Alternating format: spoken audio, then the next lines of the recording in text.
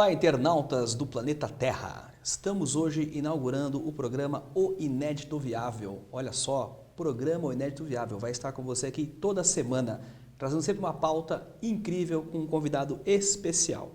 E hoje nós vamos estrear em grande estilo. Eu trouxe aqui para conversar com vocês uma pessoa que, olha, vocês vão reconhecer pela voz, talvez alguns não reconheçam pela imagem, mas pela voz eu tenho certeza. Ele já jornalista consagrado, apresenta um programa que vai ao ar todas as manhãs, de segunda a sexta. Eu tenho certeza que você já ouviu. Começou lá no Rio Grande do Sul, é gaúcho, né? Torce para o Grêmio, enfim, não posso falar que é um gremista roxo, porque o Grêmio é azul. Mas é um gremista, né? Não fale do Internacional para ele. Mas ele começou lá na Rádio Guaíba, no Sul, passou pela revista Época, TV Globo, a Rede TV, Jornal da Cultura, enfim, tem um currículo vasto, uma grande experiência e dialoga todas as manhãs com gente de todos os tipos, né? Pessoas que falam de carreira, pessoas que falam de negócio, de política, de saúde, de economia, enfim, o homem tem um vocabulário vasto. Com vocês, ninguém menos do que Milton Jung. Tudo bem com você, Emerson? Tudo prazer bom? Conversar com você, o prazer estar aqui e é um grande orgulho saber que nós estamos iniciando juntos este projeto.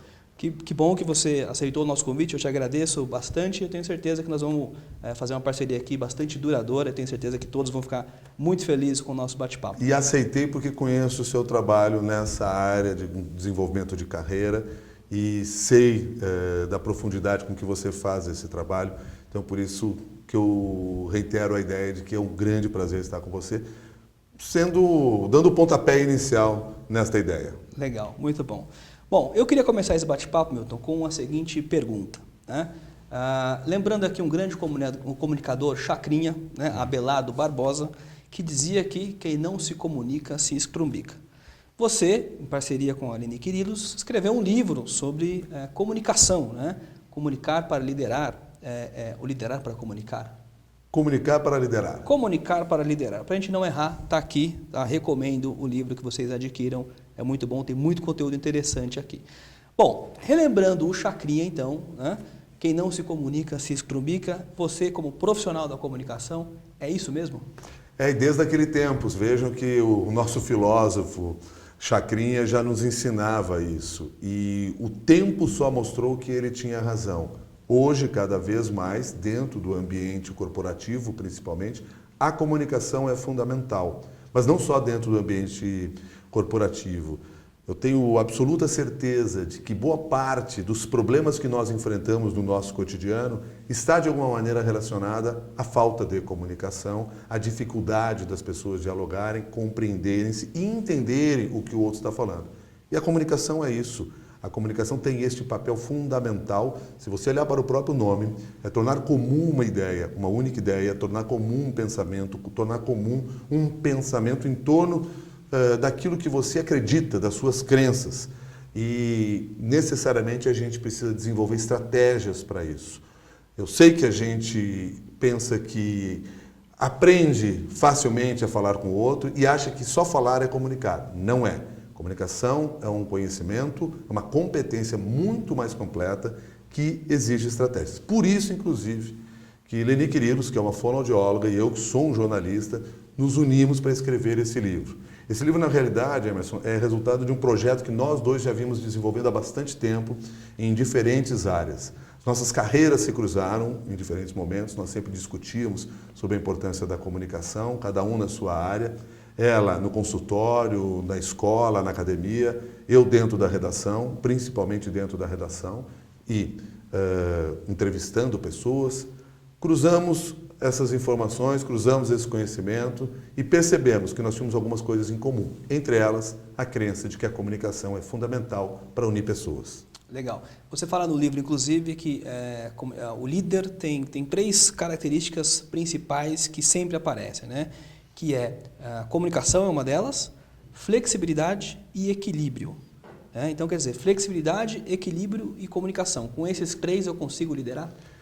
Possivelmente. Isso é resultado de uma pesquisa que foi feita no decorrer de 17 anos com os líderes das 500 maiores empresas no mundo. Vejam que são 17 anos de pesquisa. Praticamente a minha idade. Né? Exatamente, no mínimo o seu tempo de carreira, vai. Mas o que eu queria chamar a atenção, e nessa pesquisa se percebeu que aqueles líderes que se sobressaíam neste grupo tinham estas 3 características: flexibilidade, equilíbrio e comunicação. Com detalhe, comunicação aparecendo em primeiro lugar. Então, isso por si só já demonstra claramente a importância desse tema. Mas mais do que isso, porque esta mesma pesquisa quis entender por que, afinal de contas, ou o que levava estes líderes a contratar um funcionário na sua empresa. E eles disseram que uma boa comunicação levava à contratação dessas pessoas também. Até porque habilidades técnicas, principalmente nos dias de hoje, boa parte de nós tem. É muito mais fácil de você adquirir. O que diferenciava um do outro? Na hora H, quando você tinha ali candidatos muito próximos, com qualidades muito próximas, era a forma como ele se comunicava, ou seja, a fórmula como ele transmitia aquele conhecimento. Tá. E você também fala no livro que a comunicação tem 3 pilares, né? Não sei se você chama de pilares, eu não me lembro agora, mas você fala comunicação verbal, comunicação não verbal e vocal. Acho que são instrumentos, né, que você usa para comunicação. Quando você dá esse exemplo, né, do líder que se comunica, você está falando também desses três pilares de comunicação, verbal, não verbal e vocal?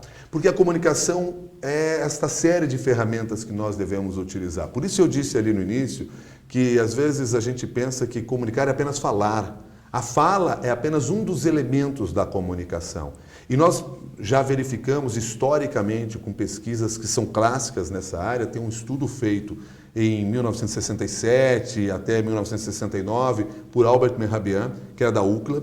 Albert Mehrabian fez esse trabalho lá no final da década de 60 e é um trabalho que até hoje é levado em consideração, mostrando o verdadeiro impacto da comunicação. Ou seja, quais são os elementos que eu tenho que impactam você no momento que eu transmito uma mensagem. Nesse trabalho ele percebe, por exemplo, que só 7% é a palavra. Ou seja, essa que nós usamos pelos cotovelos muitas vezes. Achamos, inclusive, que em determinados ambientes, aquele que fala mais é quem lidera. A palavra representa apenas 7% desse impacto. O restante é a voz e o corpo. Quando eu digo voz, eu sei que, por exemplo, minha colega Leni Quirilos vai ficar assim arrepiada, porque não é só a voz. Mas no vocal a voz também aparece como fato importante, mas é um dos elementos, a articulação das palavras é outro elemento, por isso não é só a voz. Mas é que eu prefiro fazer assim, porque torna mais simples das pessoas compreenderem. E um exemplo que eu gosto de dar sempre, por exemplo, do impacto que a voz pode gerar. Eu posso dizer a mesma coisa, mas mudar o tom da voz e eu mudo o sentido da minha mensagem. Eu posso olhar para as pessoas e dizer o seguinte: eu não entendo desse assunto. Mas eu posso olhar para você e dizer assim: eu não entendo desse assunto. Eu disse a mesma coisa, no mesmo tempo, com as mesmas palavras, e o sentido, a mensagem que cada um de vocês recebeu foi completamente diferente. Então veja como a voz que eu utilizo pode mudar. E aí entra a comunicação não verbal, que é necessariamente a mais forte. Muitas pessoas analisam essa pesquisa até e dizem assim: então a palavra não é importante, eu não preciso prestar atenção nela. Então a voz não é tão importante quanto o corpo, quanto a expressividade, que é a comunicação não verbal. Não, não é nada disso. O que Albert Mehrabian nos ensinou lá no final da década de 60 e vale até hoje, é que nós temos que usar esses 3 elementos no mesmo sentido, de maneira coerente. Com um detalhe: se eu não for coerente, lamento, o não verbal vai se sobressair. Ou seja, se eu mentir para você, o meu rosto, o meu corpo vai falar mais alto do que a minha palavra. É por isso que muitas vezes nós conversamos com o interlocutor, vemos alguém na televisão, vamos falar numa reunião de negócio, a pessoa fala com a gente e nós ficamos com aquela impressão de: não confio muito nesse cara. Ele até fez um discurso bacana, mas tem alguma coisa ali que não convence você. É um não verbal falando mais alto do que a palavra. Seja coerente nos 3 elementos e o impacto vai ser muito forte no seu interlocutor. Agora, se você resolver não ser natural, se você resolver mentir, fique tranquilo, porque o não verbal vai falar no seu lugar. Ele conta o que está acontecendo. Conta o que está acontecendo. Quer ver um bom exemplo? Quantas vezes, lá na empresa mesmo, tem aquele amigo secreto, aí a pessoa vem e traz um presente para você. Te traz uma gravata, aquelas extravagantes, aquelas que ninguém gosta. Aí você pega, como se é uma pessoa educada, você vai agradecer pelo presente. Sim. mas vai ficar evidente que você não gostou. Você vai olhar para aquilo, seu olhar já vai dizer que você não gostou, e você vai falar para a pessoa palavras bonitas dizendo o seguinte: ah, muito obrigado, eu adorei isso. E a sua cabeça está quase dizendo que você não gostou disso. Mas você não consegue esconder. É muito mais difícil você dominar o não verbal do que o verbal. Por isso o não verbal acaba sendo mais confiável, inclusive, porque é mais difícil de você manipular. É mais difícil, mas não é impossível. Não é impossível, você pode trabalhar esses trajetos. Agora, se você estiver diante de um especialista, você pode ter certeza que você não vai enganar ninguém. Paul Ekman, que tem estudado as microexpressões, e ele fala em números absurdos de quantas expressões nós podemos ter no rosto, na realidade porque ele combina várias dessas expressões. Ele é o consultor da série Lie to Me, ou seja, que desenvolveu essa técnica de identificar nas pequenas expressões que você tem no seu rosto o que você está dizendo. Ele talvez, diante dele, você não vai enganá-lo, porque as pessoas vão perceber, ele percebe e ele conhece cada um desses detalhes. E ele mesmo diz que mesmo que você ache que esteja enganando o outro, no final das contas você não o estará enganando, pelo menos não enganará por muito tempo. Então, por mais que você tente manipular a informação, o risco que você corre é muito grande. Por isso, em qualquer política de comunicação que você quiser traçar, seja na sua empresa, seja na sua carreira, não deixe, não abra mão jamais da honestidade, porque senão você vai colocar em risco a sua imagem. Ser autêntico. Ser autêntico na fala, ser genuíno na maneira de falar. E muitas vezes as pessoas veem na televisão ou veem um líder falando no seu lugar e dizem assim: eu quero ser como ele, quero falar como ele. Você não precisa falar como ele. Fale como você é, apenas desenvolvendo, treinando, trabalhando algumas destas ferramentas a seu favor. Não adianta uma pessoa que é eloquente querer falar com a voz mansa, porque acha que aquilo tem resultado naquele momento. Não adianta uma pessoa que tem uma voz mansa, que fala um pouco mais lento, querer falar rapidamente porque ele acha que aquele outro líder tem sucesso por causa disso. Nós temos que manter as nossas características, mas trabalharmos de forma que elas sejam ressaltadas e que a nossa mensagem consiga chegar até o nosso interlocutor. Interessante isso que você está falando, porque agora me lembrei, você até cita no livro também, o filme O Discurso do Rei. E eu me lembro de uma cena que o rei está assistindo um filme com as duas filhas, e eles estão assistindo um filme de uma fala do Hitler. Uhum. E então as meninas perguntam para o rei, né, papai, o que ele está falando? E o rei responde: eu não tenho a mínima ideia, porque ele não falava alemão, né? Eu não tenho a mínima ideia, mas eu sei que ele está sendo muito convincente. Essa cena me marcou muito, porque, de fato, né, o corpo fala, né, você não precisava saber alemão para saber que ele estava ali falando entusiasticamente, convencendo as pessoas, né, a tomar determinadas ações, boas ou más, né, não quero discutir isso aqui agora, mas a comunicação tem esse poder, né, de fazer com que as pessoas se mobilizem, por bem ou por mal. Nesse aspecto, quando você consegue, de alguma maneira, eu não sei se a palavra seria enganar, mas se você consegue convencer as pessoas de que a sua causa ela é nobre, ela tem que ser feita, a comunicação também não é um perigo? A comunicação pode ser um perigo, da maneira que você utilizá-la. Eu usaria até a palavra persuadir o outro. Você pode persuadir o outro, você pode usar estratégias de comunicação para conduzir o outro para o caminho do mal. E você deu um bom exemplo de alguém que fez isso. Por isso, nós devemos tratá-la de uma maneira muito nobre. Nós temos que ter muito cuidado quando nós estamos principalmente quando nós estamos diante de um grupo. Porque aí, se você me permite entrar nessa questão também, a gente começa a ver as coincidências que existem entre estas competências, a liderança e a comunicação. Porque o que é comunicar, você disse? É persuadir, é levar alguém para uma direção? Isso é liderar. Por isso a comunicação é tão importante. O líder, qual é o papel do líder? O papel do líder não é determinar as coisas de uma maneira bruta, não é simplesmente mandar o outro. O papel do líder não é ser o chefe apenas ou ter o crachá de quem comanda. O papel do líder é mobilizar as pessoas, transformar as pessoas e fazer com que aquele grupo siga no mesmo sentido, siga no mesmo caminho. Claro que se você utilizar as estratégias para levar aquelas pessoas para o mau caminho, você não está sendo honesto com as pessoas. Você não está sendo honesto com seus interlocutores. Mas, enfim, sim, a comunicação pode ser usada para o bem ou para o mal. assim como um avião, assim como uma arma, assim como uma droga, que pode salvar a sua vida, mas pode viciá-lo também. Sim. Então, e até a tecnologia também, né? Por que eu vou falar tecnologia? Você é um homem multicanal, né? Você está no Periscope, você está no Twitter, você está no Facebook, você está nas redes sociais, né? Você interage muito com os seus ouvintes. No programa você agora está fazendo transmissões pelo Facebook, né? Online. Então, a tecnologia, até que ponto ela ajuda, prejudica ou ela é neutra na comunicação? Por quê? Porque a gente combina muito mais coisas hoje em dia por e-mail, por WhatsApp, do que até conversando, né? Sendo a palavra 7% desse componente da comunicação, e aí você até colocou, né? Então quer dizer que a palavra não é importante, eu não preciso. Não, eu preciso porque é um conjunto, né? Mas até que ponto a tecnologia vem para contribuir ou para efetivamente não melhorar a comunicação entre as pessoas? Até que ponto a tecnologia influencia na nossa comunicação? Assim como todos os demais elementos e todas as demais ferramentas, ela pode ajudar ou pode atrapalhar de acordo conforme você trabalhe com estas ferramentas, de acordo com a forma como cada uma dessas ferramentas é utilizada.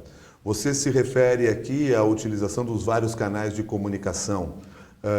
Isso nos remete a um outro tema, que é também ao grande volume de informação transmitido, e isso tem atrapalhado a comunicação. Eu gosto sempre de lembrar a história que está no livro A Mente Organizada, de Daniel Levitin. Daniel Levitin é um médico neurocientista e ele publica uma pesquisa que não é dele, mas ele publica esses dados no livro A Mente Organizada, mostrando que nos últimos 30 anos quintuplicou a quantidade de mensagens que você recebe no decorrer de um dia. Nós recebemos tantas mensagens quanto as possíveis de se colocar, por exemplo, dentro de 175 edições de um jornal. Quem tem tempo para ler um jornal hoje em dia? Mas esse é o volume de informação que nós recebemos pelos diferentes canais, e você citou apenas alguns deles. Sim. Que podem ser utilizados. Você imagina a quantidade de informação que eu recebo, como fica nebuloso este cenário, e eu obrigatoriamente tenho que identificar o que é relevante ali no meio. E aí imagine do lado contrário, você tendo que transmitir uma mensagem para mim, para este cidadão que está consumido, está com o olhar ofuscado de tantas mensagens. Este cidadão, você querendo falar comigo, tendo que ser relevante na mensagem que você vai transmitir. É um tremendo desafio da sociedade contemporânea. A tecnologia, ela pode nos ajudar, a tecnologia nos aproxima dos outros, facilita e agiliza. Mas, mais uma vez, assim como a comunicação, assim como o papel do líder, a tecnologia tem que ser utilizada de forma coerente, tem que ser usada de uma maneira equilibrada para se tornar eficiente. Caso contrário, nós vamos nos perder nesse pantanal de informações. Um pantanal de informações. Eu sempre brinco com essa pergunta, que eu falo que é como a água, né? A água é boa ou a água é ruim? Depende do volume de água, né? E da qualidade da água, né? Depende de quem fornece a sua água também. Eu tomar um copo de água vai me fazer muito bem, mas se eu quiser tomar uma caixa d'água de água, não vai me fazer bem, né? Se eu estiver tomando um copo d'água, ótimo. Se eu estiver me afogando no mar, né? Não é tão bom assim a água. Então, o uso, realmente, eu acho que é por aí. Agora, você é um homem que começou lá na Rádio Guaíba, no Rio Grande do Sul, né? No rádio. Exatamente. E hoje você está aí, né, nas mídias sociais, mas a sua origem é rádio e você sempre esteve no rádio, né? E o seu pai, né, o grande Milton Ferretti, né, o correspondente Renner, né, que mais de 50 anos no rádio. Né? Exatamente. Isso, como é que é a tua relação? Desde a infância você já queria ser um profissional do rádio? Como é que foi a sua história no rádio brasileiro?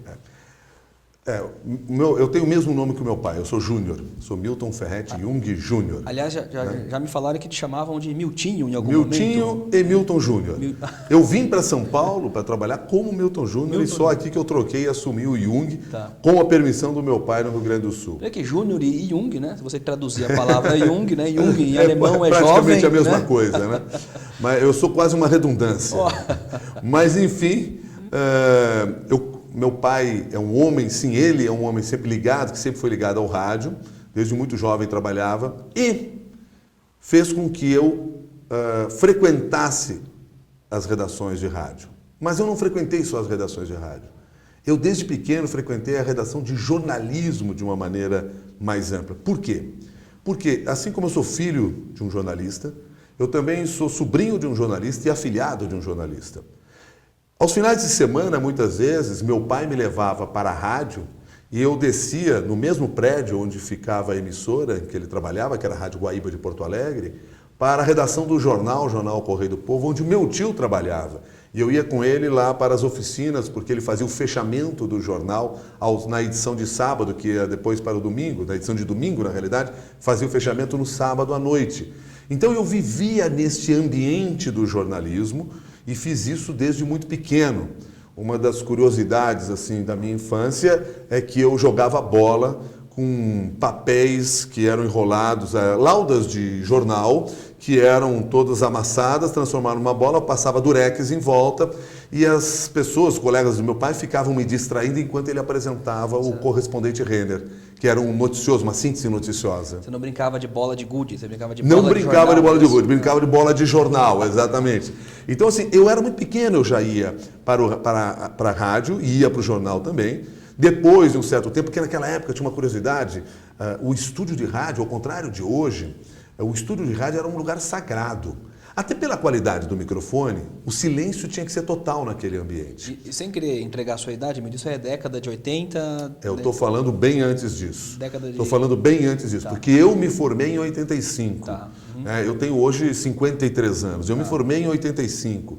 Então eu estou falando ali década de 70, mais ou menos. Eu estou colocando isso porque eu costumei a ouvir rádio desde cedo, mas eu sempre tinha uma curiosidade de como que era um estúdio de rádio. Porque você, como ouvinte, claro. você tem o som e fica imaginando como é que é a pessoa, ele está sentado numa cadeira, numa bancada, ele está com um microfone, né? Tem todo esse imaginário do rádio. Né? Não, sem dúvida. Isso, aliás, era uma das grandes mágicas do rádio. E naquela época, entrar no estúdio, só os deuses da voz podiam entrar naquele lugar sagrado. E meu pai, atrevido e talvez um pouco irresponsável, me levava pela mão, muitas vezes, passou a me levar para dentro do estúdio. Eu ficava sentado do lado dele, ele fazia aquela síntese noticiosa durante 10 minutos e eu praticamente não respirava durante os 10 minutos, porque eu morria de medo que eu, ao respirar, ao falar, ao fazer algum barulho, fosse interferir na transmissão. Com o tempo eu percebi que isso não iria acontecer. E as pessoas ficavam meio apreensivas também, uma criança no estúdio, mas ele está apresentando o correspondente Renner. O correspondente Renner foi uma espécie de repórter-esso do rádio do Rio Grande do Sul. Então as pessoas paravam diante do rádio para ouvir o noticiário naquele momento. Então imagine eu lá dentro. Mas aquilo ali só foi me contaminando para a profissão. Verdade que eu tentei ser professor de educação física, porque eu tive uma vida muito ligada ao esporte também. Eu fui técnico de basquete, joguei basquete, dei aula para crianças.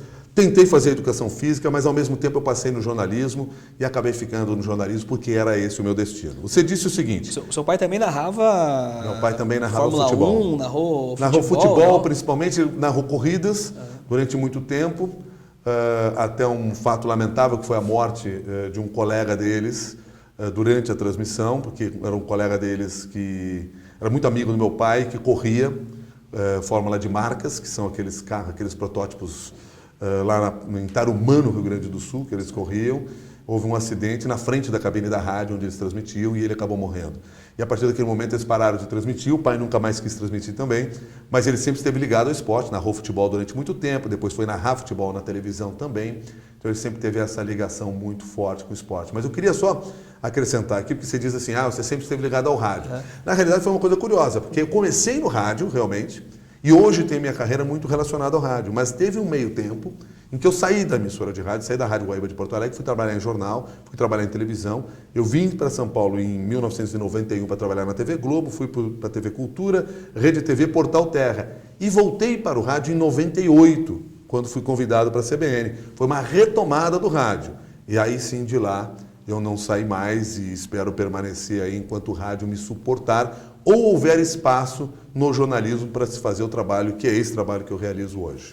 E aí, então, como é que é isso, né? Do rádio, você trabalha basicamente a potência vocal, né? Você falou, as grandes vozes do rádio é que frequentavam aquele os estúdios ambiente. de rádio, ambiente. Então, no rádio você tem a exposição desse instrumento magnífico que é a voz humana. Aí, na redação, você vai mais para a questão de texto, né? Qualidade do texto, começo, meio e fim, a Exatamente. ordem. Parte Já é escrita. uma outra área da comunicação. E na televisão você junta, né, voz com imagem. Sem dúvida. Como que é trabalhar em todas essas mídias e como é que é a especificidade de cada uma delas? Vamos começar pelo seguinte, em todas elas eu sempre fiz jornalismo. Tá. Então a base, o conteúdo é o mesmo. Tá. O que muda é a forma de apresentação. E claro, vai exigindo mudanças. Eu, por exemplo, quando eu comecei a apresentação na televisão, eu tinha uma locução muito parecida com a locução do rádio. Uma entonação maior do que a necessária.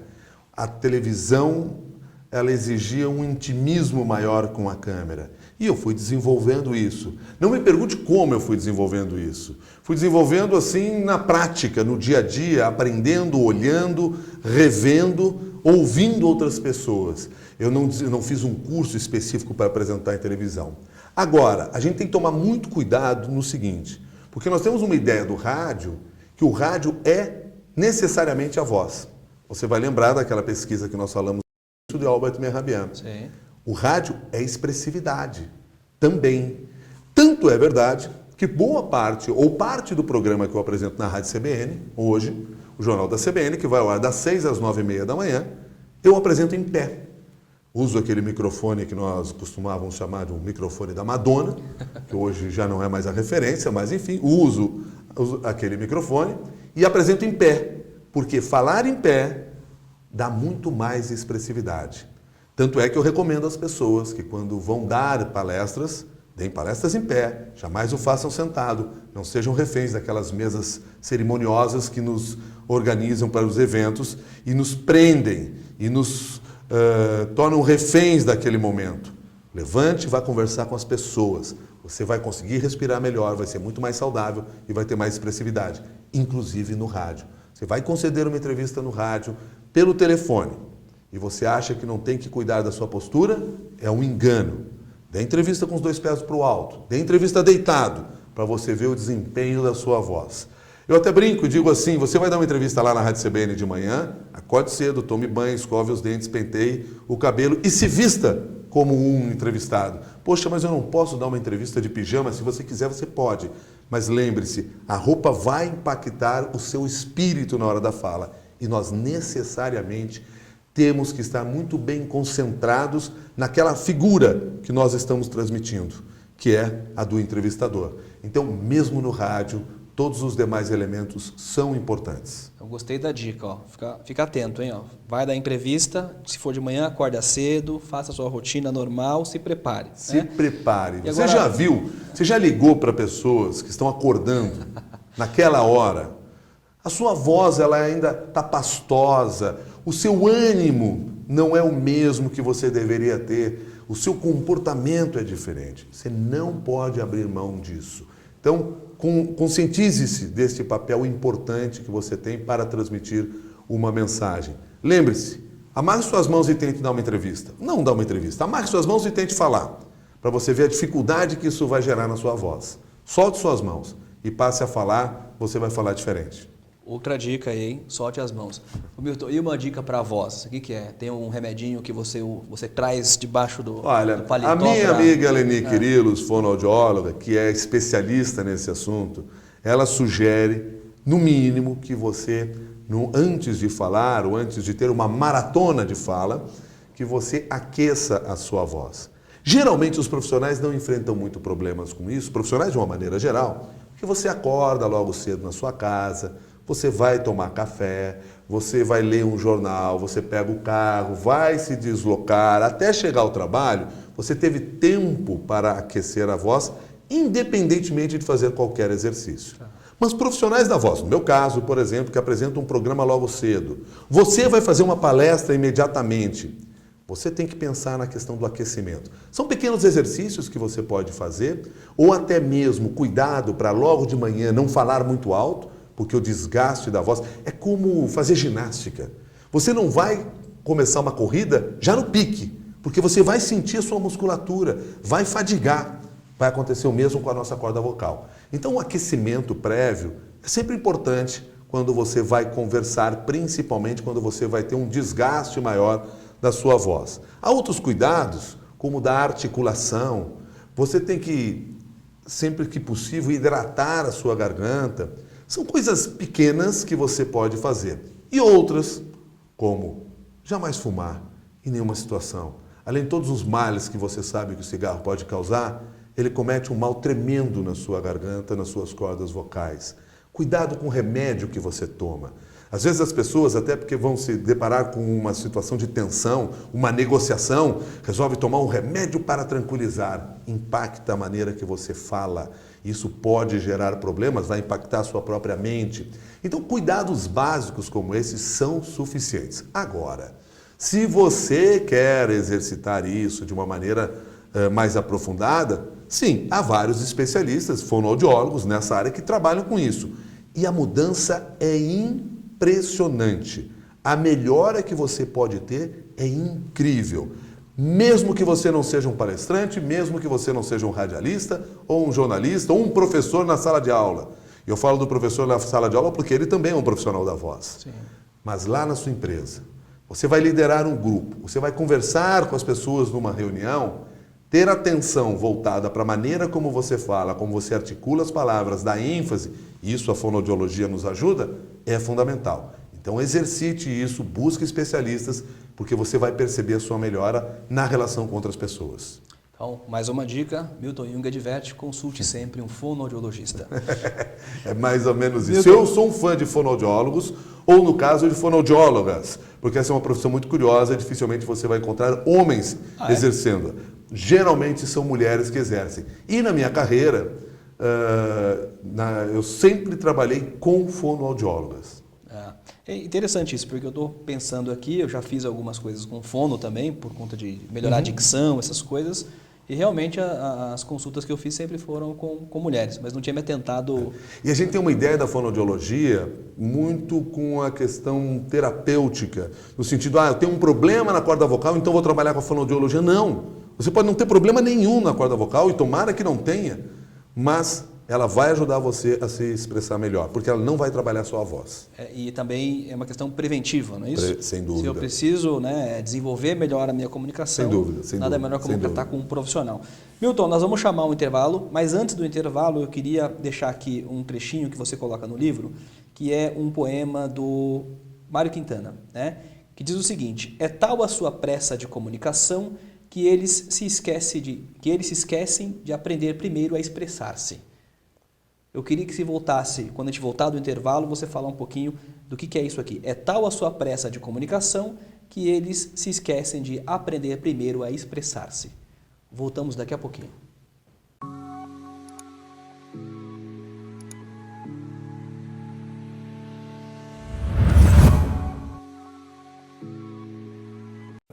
Olá, eu estou aqui para lhe apresentar Drogas, o início do fim, de autoria do Dr. Bernardo Campos Carvalho, advogado criminalista com mais de 35 anos de experiência na área.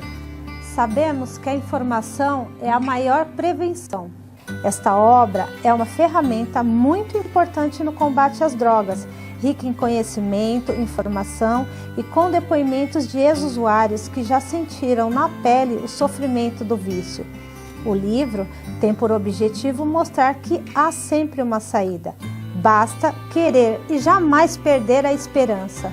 Adquira já Drogas, o início do fim, nas melhores livrarias. Invista em sua vida e na vida de alguém que você ama e que precisa de ajuda. Você só tem a ganhar. Vamos combater este mal. Juntos podemos salvar vidas, salvar famílias. Pense nisso. Olá, voltamos aqui com o Milton Jung e agora ele vai falar o que significa esse poema do Mário Quintana. Quando o Mário Quintana fala que as pessoas têm pressa para se comunicar e se esquecem de se expressar, e isso ele escreve há muitos anos, ele já estava dando exatamente a noção clara do que significa a comunicação, de tudo aquilo que nós vimos falando até aqui. Porque, e isso acontece principalmente com os jovens, com os mais jovens, há uma rapidez na fala, há um desejo de dizer alguma coisa, há uma necessidade de transmitir uma mensagem e você não presta atenção em todos aqueles aspectos que formam a boa comunicação. E nós já falamos sobre os 3 deles, quando falamos dos aspectos verbais, não verbais e vocal. É isso que Mário Quintana estava dizendo naquela época, já com as suas palavras, com a sua poesia e com o seu talento.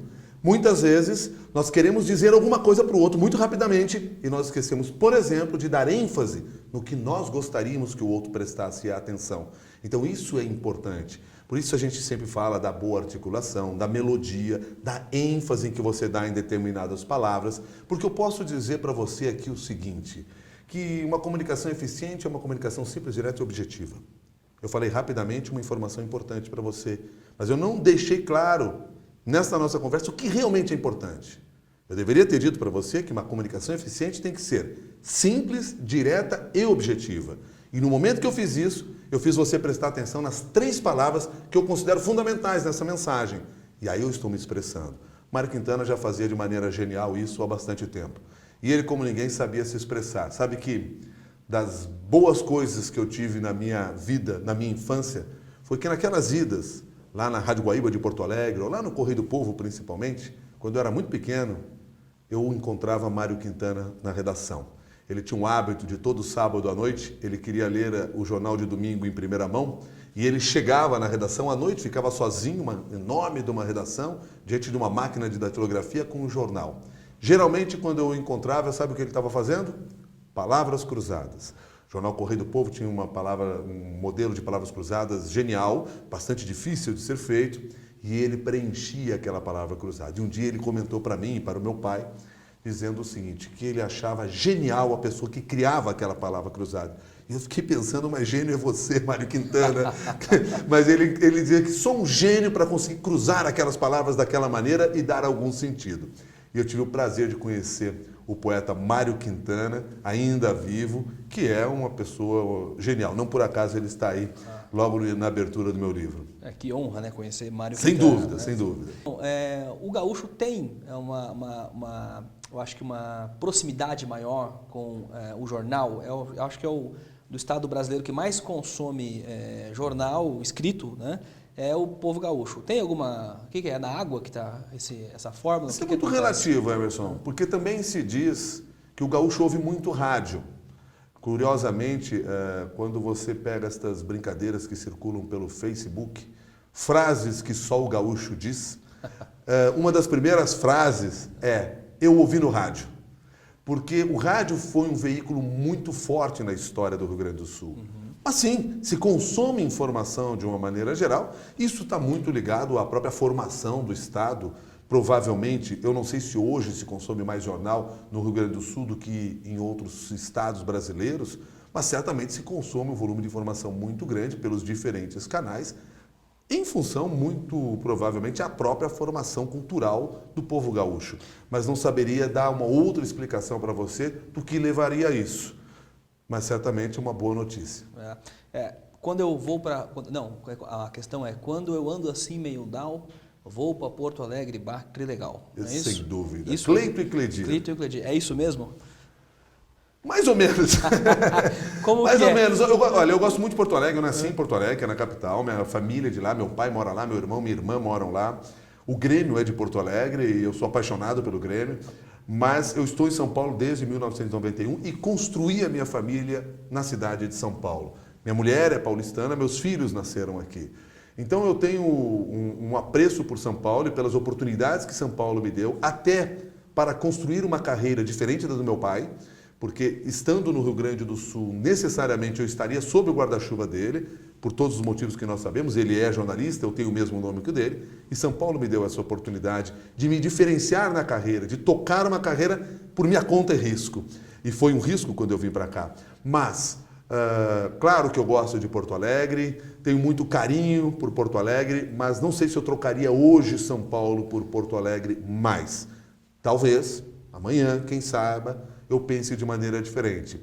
Então, quando eu estou meio down, eu pego o telefone e falo com a minha família lá e está muito bem resolvido. A comunicação por telefone resolve muito bem tudo isso. E aí, você falou, né, você veio para São Paulo em 91 e você tem um livro que fala histórias de São Paulo, que é fruto do teu trabalho como apresentador do Discuta. Na época que eu apresentava o CBN São Paulo, CBN São Paulo, eu lancei o programa Conte Sua História de São Paulo. Conte Sua História, que é o nome do livro, não é isso? Que é o nome do livro. Esse livro é resultado dos textos enviados pelos ouvintes. O programa existe até hoje, vai ao ar todo sábado, no qual os ouvintes mandam as suas histórias, suas experiências na cidade de São Paulo e eu as interpreto.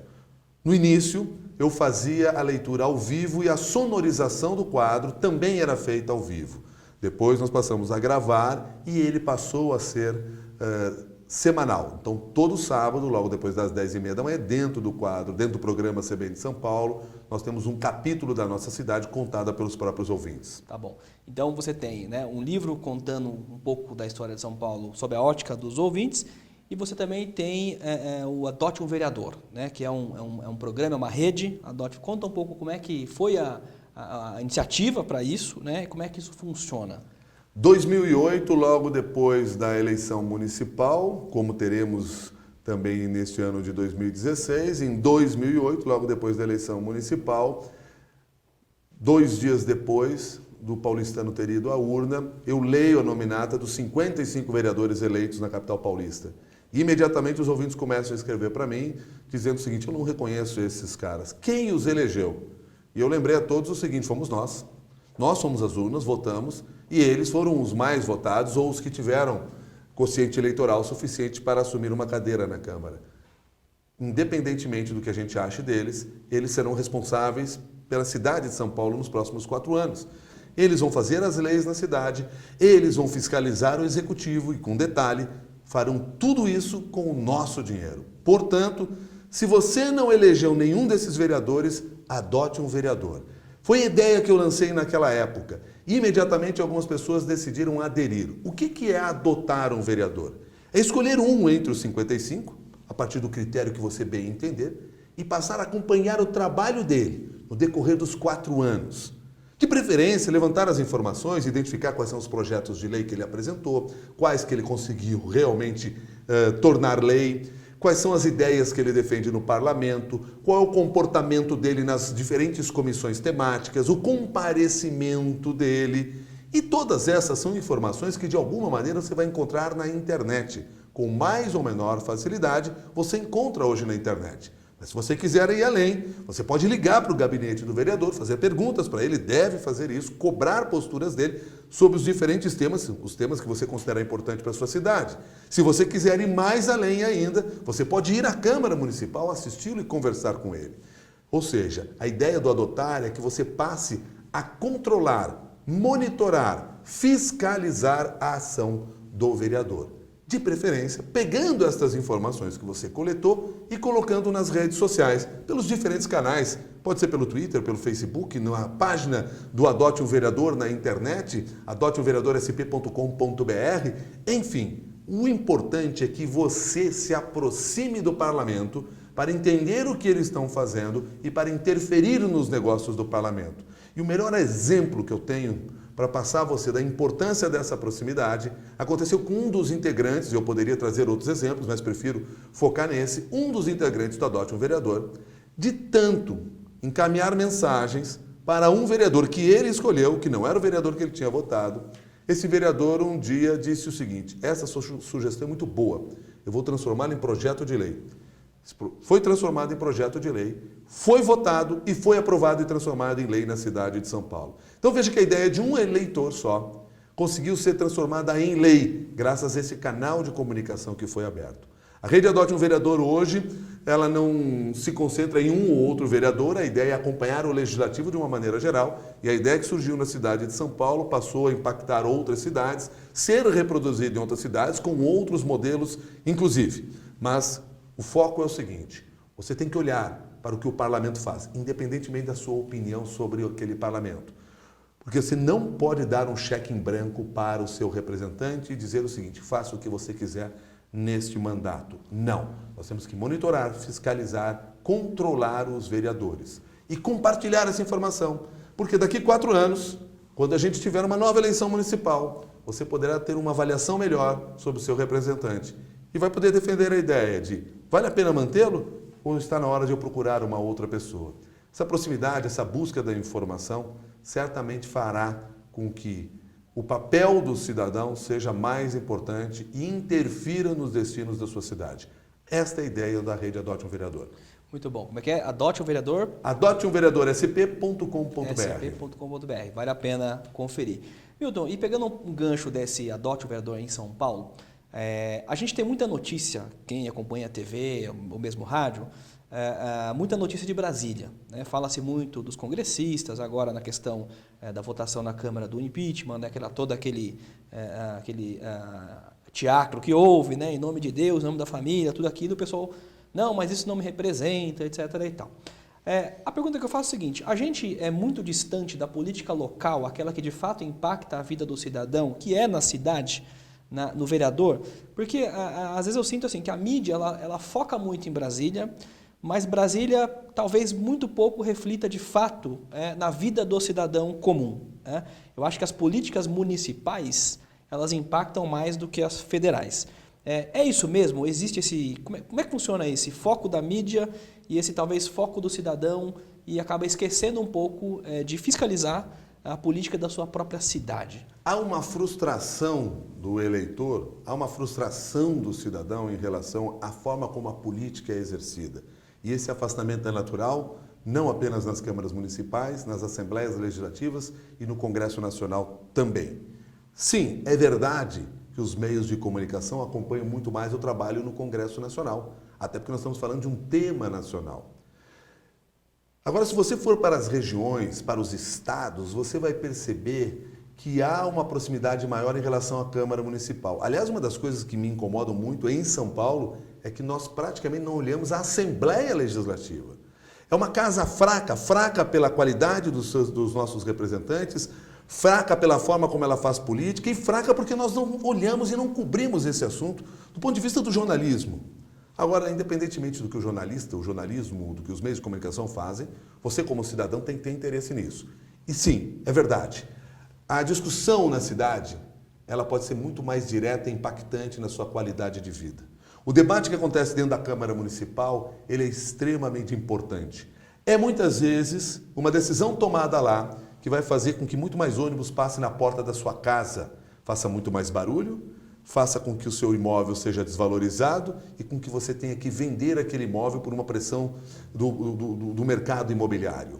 Enfim, então veja assim como coisas muitas vezes simples podem simplesmente mudar a sua vida, tirar você do bairro em que você nasceu, em que a sua família cresceu, porque há uma especulação imobiliária que foi beneficiada por decisões tomadas de um plano diretor que é decidido dentro da Câmara Municipal. Então, sim, as decisões tomadas na Câmara, elas podem impactar diretamente a sua vida. Por isso que a gente defende a ideia que nós devemos olhar com muito carinho e responsabilidade aquilo que é feito dentro da Câmara Municipal. As pessoas veem ainda o papel do Parlamento Municipal como um papel fraco, um papel frágil, sem importância. Por quê? Porque, claro, os representantes políticos tratam desta maneira aquele poder na maior parte das vezes. Fazem uma política pequena, fazem uma política paroquial, mas é uma casa importante. E se os nossos representantes lá não estão à altura daquilo, é meu papel como cidadão tentar transformar, buscar novos representantes que façam a política à altura de uma cidade como a cidade de São Paulo. Uma cidade que tem 18 milhões de habitantes, né? E com uma baixa participação no voto, na escolha dos vereadores. A gente costuma ter historicamente uma participação maior no voto para o executivo do que para o legislativo. E quando nós temos eleições que trazem outros cargos em disputa, é exatamente o cargo de vereador que você não presta atenção. Por isso é muito comum que 2 meses depois da eleição, se você for às ruas numa pesquisa e perguntar para as pessoas em quem você votou para a eleição municipal, em quem você votou para vereador, a pessoa não vai lembrar o nome, porque é um voto para o qual ele não dá atenção. Não dá atenção e depois sofre, obviamente... Sem dúvida, e acaba escolhendo o nome porque um vizinho falou no nome, porque ele achou que era importante, ele ouviu falar naquela pessoa, ele nem sabe direito quem é, porque eu tenho que votar mesmo, então eu boto qualquer um lá. Eu preferiria que ele votasse em branco, então. O que não resolve o nosso problema, porque o voto em branco, assim como o voto nulo, é lavar as mãos por um problema, é entregar para os outros a decisão sobre quem vai nos representar. Eu prefiro que a gente faça um voto mais consciente, que a gente pesquise um pouco mais. Quem é o nosso candidato? O que ele faz? Qual é o histórico que ele tem? Qual o nível de confiança que eu posso ter nele? E depois acompanhar o trabalho dele, se eleito for, para saber o seguinte: ele está à altura daquela promessa que ele me fez? Ele está à altura daquela minha expectativa? Porque se não tiver, eu não vou votar novamente nele. Você é a favor do voto obrigatório, ou como está no momento, né, ou voto espontâneo? Eu quero votar e voto... Eu não gosto do voto obrigatório. Eu acho que o voto poderia ser espontâneo, como você usou, usando a expressão que você trabalha aqui, mas sim, de uma certa maneira, isso já acaba acontecendo. Quando você olha os números das eleições, não só há uma participação menor de pessoas nos últimos anos, até pela frustração que existe, mesmo porque a multa para quem não vai votar ela é irrisória, e também há uma participação menor de pessoas votando no candidato. Se você pegar as eleições municipais, você vai perceber isso de forma muito clara. Poucas pessoas votam no candidato a vereador. Então elas vão, parece que, abrindo mão do direito de fazer essa escolha. Então, de alguma maneira, isso já acontece. Então, por que obrigar as pessoas a ir votar? Claro que o voto não obrigatório vai gerar ou gerará na nossa sociedade a necessidade de se trabalhar no convencimento, na persuasão. E aí eu acho que é um ponto bastante positivo nesse quesito, que é o seguinte: porque você vai obrigar o candidato a convencer o eleitor a ir à urna, antes de convencer em votar nele. Ou seja, vai obrigar o candidato a mobilizar a sociedade, mobilizar os grupos, para que eles se dirijam à urna para depois escolher o seu candidato. Hoje em dia, eu simplesmente peço seu voto. Já que você vai lá, tem que votar em alguém, vota em mim mesmo. Não, eu vou ter que convencer você primeiro a ir lá e depois convencer e votar em mim mesmo.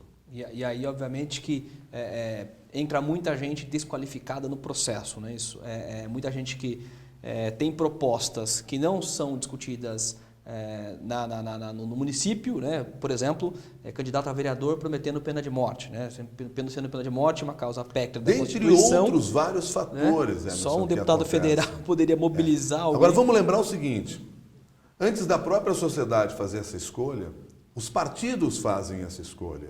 Porque eu só sou candidato a vereador se o partido me aceita. Então o primeiro erro está na seleção que o partido faz ao escolher os candidatos.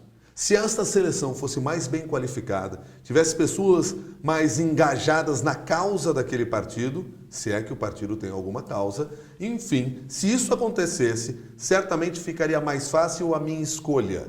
Mas, infelizmente, os partidos não têm esta seleção mais apurada. E aí torna o processo muito mais complexo e a minha decisão de saber quem é o vereador que merece o meu voto ainda mais difícil e frágil. Sim. Você apresenta na CBN o mundo corporativo, né? Você traz convidados das mais diversas áreas e técnicas. Convidados importantes como você. Obrigado. Que tem o que dizer para o desenvolvimento de carreira das pessoas. Obrigado. Você acha que, por exemplo, assim como tem o mundo corporativo, que discute as questões do mundo corporativo, sejam elas quais forem, né? Desde liderança, comunicação, empatia, enfim, todos os atributos que são necessários para o profissional. Você acha que se tivesse um programa mundo político, por exemplo, né, onde você trouxesse gente para discutir as questões e formar melhores políticos, você acha que ajudaria? Por que eu estou te falando isso? Porque muito se discute a questão do funcionalismo público, né, do cara ter uma estabilidade que o garante, independente da performance, que ele fique lá. Né? Muita gente vai para a política como forma de emprego também, não é? Ali o cara não está querendo fazer nada em prol da comunidade, muitas vezes até pelo seu próprio interesse. Né? Então, do mesmo modo que o funcionário público muitas vezes não é avaliado como é no mundo corporativo, então ele acaba oferecendo um serviço ruim. O político também só tem essa avaliação a cada 4 anos, né? Ou a não ser que ele sofra um processo de impeachment, que é uma coisa também que demanda muito esforço. Você acha que existiria a possibilidade de se criar dentro da sociedade civil organizada, né, um processo de formação de políticos, né, de trazer gente jovem com ideias renovadas? Porque se ficar muito para os partidos políticos, não sei até que ponto eles de fato têm interesse nisso. Você acha que falta esse engajamento, falta essa atribuição da sociedade civil para que o processo melhore? Nós já temos hoje algumas instituições que trabalham com essa ideia. A Escola de Governo é uma delas em São Paulo, que prepara profissionais e prepara pessoas para a ação política, não necessariamente a política representativa no legislativo, mas para a ação política na própria gestão pública. E nós desenvolvemos ações políticas nas diferentes frentes. Então, existe, de alguma maneira, algumas instituições que trabalham com isso. Mas, sim, é verdade, por enquanto, essas iniciativas são poucas, diante da demanda que nós temos. Infelizmente, a visão que se tem sobre o trabalho do serviço público, ela ainda é uma visão distorcida. Mas vamos lembrar que no passado, o sonho da minha mãe era que eu fosse um funcionário público, é que eu trabalhasse no Banco do Brasil, na Caixa Econômica Federal. E ela, infelizmente, morreu frustrada porque eu não fiz curso para o Banco do Brasil. Talvez eu tivesse feito, eu seria um jornalista no Banco do Brasil, mas jamais trabalharia como bancário porque eu não tinha dom para essa função. Acho que tem pessoas bem mais competentes e preparadas para fazer isso. Mas trabalhar no serviço público era um grande sonho. Hoje, muitas vezes, as pessoas têm assim, uma frustração em relação ao trabalho que podem alcançar. E talvez essa frustração hoje seja um momento de transformação. Nós já vemos pelo país algumas poucas iniciativas para preparar, qualificar o profissional que atua nessa área, com o mesmo intuito, com as mesmas metas, com os mesmos cuidados, com a mesma cobrança que você deve ter na sua carreira profissional. São pequenas iniciativas, mas que podem ganhar dimensão, principalmente com a mobilização que nós estamos tendo da sociedade, com a frustração que a sociedade tem da política feita atualmente. Isso está gerando cobrança. As próprias redes sociais conseguem mobilizar essas pessoas, pressionar esses grupos e fazer com que haja essa transformação. É um trabalho de longo tempo e nós precisamos revalorizar o serviço público no país, porque ele é fundamental para o destino da nação. No entanto, você precisa, ao revalorizar, mostrar para esse profissional que está atuando lá no serviço público o valor que ele tem para a sociedade, remunerá-lo de forma competente, criar um ambiente corporativo que seja saudável, criar metas e mostrar a ele que um bom desempenho dele vai ter um impacto na sociedade, engajá-lo no trabalho. Para isso nós precisamos de gestores bem preparados e não de políticos profissionais que assumem os cargos com outros objetivos e não de mudar aquele cenário. Temos algumas iniciativas no país? Temos, mas precisamos espalhar tudo isso e a sociedade pode ser indutora desse trabalho. Muito bom. Milton, está chegando ao final, eu agradeço imensamente a sua participação aqui, agradeço o convite de estar estreando aqui o programa O Inédito Viável, o programa semanal que vai falar de vida, carreira e negócios. E eu queria que você deixasse aqui os seus contatos, né, para que o pessoal que queira entrar em contato com você, quem quiser ouvir essa voz na CBN, aqui em São Paulo é 90.5 FM, né? Um programa no Jornal da CBN. Jornal da CBN. Lá você tem notícias de economia, ele fala com a Renata Lopré, ele fala com o Arnaldo Jabor, ele fala com o Mauro Ralph, ele fala com o Márcio Atala, ele fala, enfim, com a Bel Pesce, ele fala com um monte de gente. Fala com Deus e todo mundo. De várias áreas do conhecimento humano, vale muito a pena. Deixa seus contatos, se o pessoal quiser acompanhar. Aliás, se você quiser ouvir o Jornal da CBN, você pode ouvir pelo aplicativo da CBN, no seu telefone celular. É um canal muito fácil para você nos acompanhar no Brasil inteiro, aliás, no mundo todo. E é muito curioso como essa tecnologia fez com que o rádio, que antes tinha um alcance local, chegasse a todo mundo. Então nós temos ouvintes hoje em todas as partes do mundo através do nosso aplicativo. Quer conversar comigo? Em qualquer rede social, se você colocar Milton Jung, Jung com J-U-N-G, você vai me encontrar. É no Twitter, é no Facebook, no meu blog miltonjung.com.br, você pode escrever para a gente. E eu deixo o convite para você consumir, aproveitar e compartilhar o conhecimento do livro Comunicar para Liderar, que nós escrevemos junto com Leni Quirilos. Nós temos uma crença de que a comunicação vai ajudar você a liderar a sua equipe de trabalho, a liderar a sua empresa e a liderar a sua própria carreira. Use a comunicação. E a gente fala muito sobre isso no livro Comunicar para Liderar. Emerson, eu quero te agradecer. Primeiro, pela oportunidade que você me oferece de estar estreando esse programa. E eu quero que daqui 5, 10 anos, Quando o programa estiver consolidado, você se lembre o seguinte, o primeiro programa foi lá com o velho Milton Jung. E eu quero ter a oportunidade daqui 5, 10 anos voltar novamente para estar nesse programa, para comemorar todas essas datas com você. E em segundo lugar, de abrir espaço para tratar sobre o desenvolvimento humano, porque é exatamente isso que você faz tratando desses diferentes temas. Os profissionais precisam dessa informação e você está tornando acessível essa informação. Parabéns pelo seu trabalho. Obrigado, Milton. O velho Milton, não, né? Forever Jung, né? Nunca passará, porque sempre ficará na nossa memória, né? Com certeza. Milton, muito obrigado. Obrigado a você que acompanhou até o final. Semana que vem a gente volta com mais um super convidado especial para você. Sempre falando de vida, carreira e negócios, tentando harmonizar tudo isso para que a gente tenha uma vida melhor, uma vida mais saudável e que a gente consiga, de fato, viabilizar os nossos próprios inéditos. Muito obrigado e até semana que vem. Tchau!